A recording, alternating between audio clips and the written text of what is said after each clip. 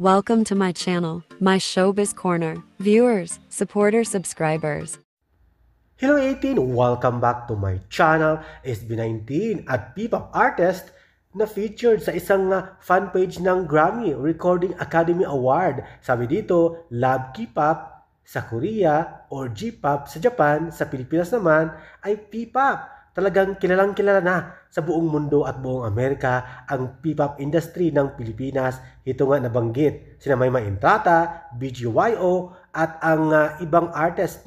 Andyan din ang G-Tuto, Maki, Kaya, Alamat at marami pang iba. At ito nga talagang binandera din ng Grammy fanpage at articles ng SB19 ang naghatid ng P-pop songs o P-pop industry sa buong mundo. Kumbaga, ang SB19 ang nagpakilala sa P-pop song, P-pop industry ng Pilipinas sa buong mundo. At ang Benny nabanggit din at ang Gento ng SB19 na approved for Grammy consideration last 2023, ang Gento song ng SB19.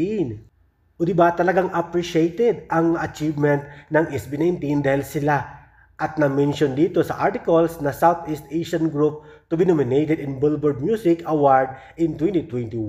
O diba, congratulations P-pop industry at sa SB19.